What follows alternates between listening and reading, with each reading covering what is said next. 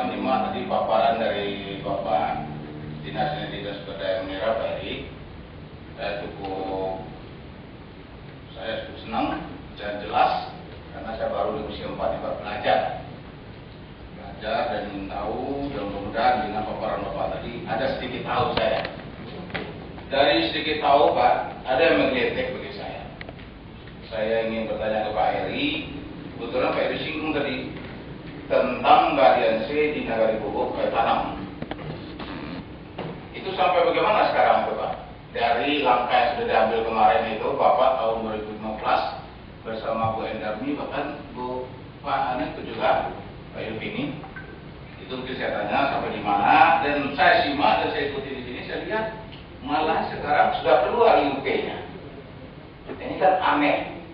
Saya memperhatikannya aneh. Kenapa Pak?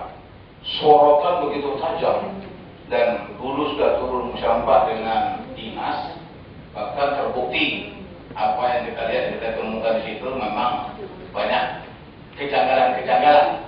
Mungkin dalam pengetahuan awam saya, kalau saya lihat Pak, sekarang ini sudah membabi buta. Kenapa demikian? Sekarang sudah pakai stand greser apa? Pemecah batu. Oh, ya, dari pasang di situ Pak. Kalau dulu bilang saya sampaikan dari cuma 2 alat, sekarang ada sampai 4 alat berat di bawah itu. Sementara IUP-nya keluar di sini. 2015 kita action, keluar 2016. Ini sampai di mana aparatur kita men-stressingnya tentang proses pengurusan IUP ini. Sementara Bapak, untuk Bapak ketahui, kalau di situ tanggapan lingkungan, di sana itu harus ada ini, mama itu tidak ada. Kok ini bisa keluar? Terus bagaimana amdalnya? Mungkin saya simak, sepintas saya sampaikan kepada Bapak Ibu yang hadir. Dari lokasi itu, kalau seandainya itu nanti datang air besar, habis ke bawahnya, ribuan hektar sawah tidak akan jadi. Nagari Aduren dengan Nagari Bubuk. Mau dikemanakan sekian masyarakat Nagari ini? Itu masyarakatnya sudah getol Pak. Getolnya bagaimana? Menyorot anggota dewan yang ada di situ. Kebetulan anggota dewan itu Bu Endarmi dan saya sendiri. Nah, seperti yang disampaikan Pak Eri, kita tidak bisa melakukan kalau itu tidak ada izinnya. Sekarang keluar izinnya. Kalau dulu belum ada izin Pak, Bapak turun dulu. Dengan Bu Endarmi sekarang ada IUP-nya. Anehnya Pak, mungkin ini arwah Pak Monikasi mendengar. Ini di kantor Bupati saya menanya, Endarmi saya, Bupati Ali Indonesia, tanyakan, ada tidak izinnya ini? Pak Ali Indonesia tidak ada, kita mengeluarkan izin. Tidak ada. Habis itu, pas setelah action, PLT Bu ini turun sama Bu Endarmi juga. Kok sekarang kemarin keluar IUP-nya? Ini saya lihat tanggal 14 Maret 2016. Mungkin yang mengeluarkan barangkali di kabupaten atau provinsi ini mohon kejelasan. Itu ya Pak. Kaitan dari pengamatan awam saya Pak. Kalau air itu besar, saya sengaja turun. Kenapa? Saya dengar rumor, londoran, rupanya batu itu londor. Dari apa sih? Jadi di situ saya lihat dibuat kolam di bawah. Batu masuk ke kolam, besok dia tanah angkat. Karena membawa batu besar. Jadi dibuat untuk kantong saya lihat. Ini bahaya. Bahayanya apa itu? Tadi apa yang disampaikan Bapak Lingkungan itu jalan tadi. Jalan mulai dari Bangkalan ke bawah itu kalau batunya udah habis, hancur nanti sudah longsor. Itu pengamatan saya. Mungkin nanti tanggapan Bapak Lingkungan itu lebih lain, nggak tahu saya. Tapi pengamatan saya tinggal dekat situ. Tapi saya tidak mau bicara karena saya berprinsip seperti Pak Eri. Tidak ada kewenangan kita bisa bicara. Tapi sekarang saya di Komisi 4, saya ikut mempertanyakan. Dan mudah-mudahan dari pertanyaan ini, saya ingin tahu Pak, bagaimana prosesnya keluar IUP-nya ini. Sementara untuk lingkungan pun tidak nerima itu Pak. Tidak nerima, Nini Mama tidak terima. Saya Nini Mama di situ Pak. Saya datuk di situ. Tapi saya tidak bisa bicara. Sementara kalau kita lihat, dia bisa mengeluarkan ini karena saya tahu memang dunia ini dunia hepeng Pak. Saya tidak menunjuk oknumnya, orangnya, tapi memang seleweran oknum banyak dari itu tahu saya. Tapi saya tidak bisa sebut namanya. Ini hebatnya Haji Edi episode ini.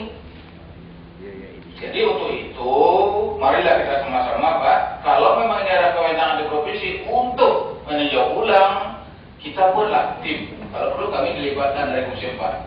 Ya tetap, kita dukung Bapak. Maaf Pak, sementara sekarang semua ini bawa masyarakat menanya kepada kita Pak. Bahkan udah keluar, mana bisa tuh Datuk bicara dia punya sahabat itu, udah enak lagi saya ini ya. Keluar kata-kata itu Pak, masa aja tak bisa itu anggota dewan, dia udah bisa dia punya sahabat. Waduh, habis saya bikinnya masyarakat di situ. Boleh juga dia berbicara begitu. Oh dulu orang begitu dulu, ada anak bapaknya, katanya ada dapat bagian, itu tuh begitu. Udah dapat bagian diam sekarang. Kaitannya Pak, kita prihatin kalau seandainya nanti kita biarkan berlama-lama, saya yakin batu besar di atas itu habis.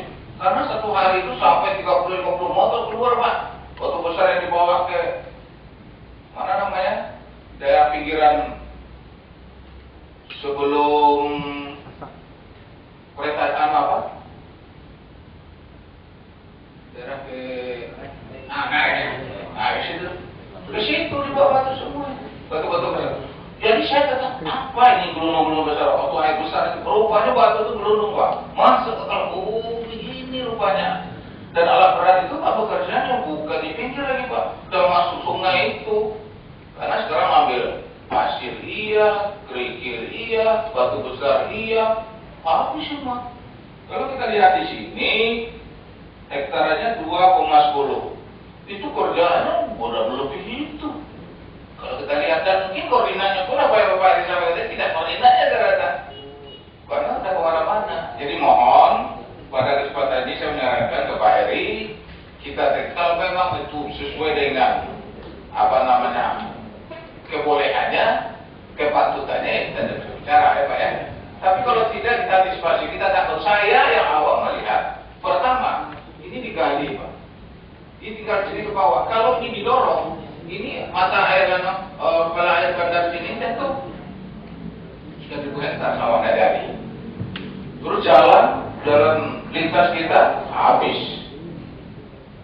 Mungkin itu Pak Eri. Saya mohon, saya sarankan pada kesempatan ini. Di sini nomornya sebenarnya 544 288 2015. Atau mungkin Pak Eri tidak lihat atau bagaimana ini, atau mungkin kita yang mengeluarkan atau dasarnya tolong dijelaskan ke kami apa dasar-dasar yang mengeluarkannya, apakah tepat, amdal dan lain sebagainya itu kita teliti Pak bersama. Jangan kita dihapusi saja oleh pengusaha-pengusaha ini. Satu itu untuk Pak Eri. Yang kedua untuk Bapak Ridwan itu, saya prihatin juga Pak melihat di atasnya itu kalau kita lihat sebenarnya banyak kolam Pak ya. Kalau kita lihat itu penyempitan pada sungai, karena dibuat kolam ke sungai itu Pak, ke tengah. Kalau air besar saya sengaja, kalau air besar saya melihat Pak, dampaknya ke atas itu. Air di atas kan tertutup jadinya kok. Kalau seandainya melimpah, pertama saya melihat kalau nanti pengunjung wisata sedang orang bisa hanyut gitu. Satu itu. Dan yang kedua, dampaknya barangkali ya tadi kenyallan juga. Apakah itu termasuk saya ulangi, bagaimana tanggapan Bapak dari lingkungan itu tentang keberadaan objek wisata pemandian dan sebagainya galan ini? Karena saya perhatikan secara awam penyempitan badan sungai, dan kalau air besar itu saya khawatir. Pak saya menyampaikan ini yang berenang-berenang ini kalau air besar itu keluar. Karena pernah kejadian di daerah apa itu Pak? Yang berenang itu dihanyutkan waktu air datang itu di gunung atas itu. Ini daerah juga di atas itu. Oh iya, betul Bapak itu. Hanyut tuh pengunjungnya. Nah ini. Jadi saya minta tanggapan Bapak, kira-kira itu sudah tepat atau bagaimana? Dan kalau bagaimananya, apa solusi yang kita harus pikirkan? Demikian dulu Pak, dua penyampaian dari saya. Terima kasih atas perhatiannya. Wabillahi taufiq wal hidayah.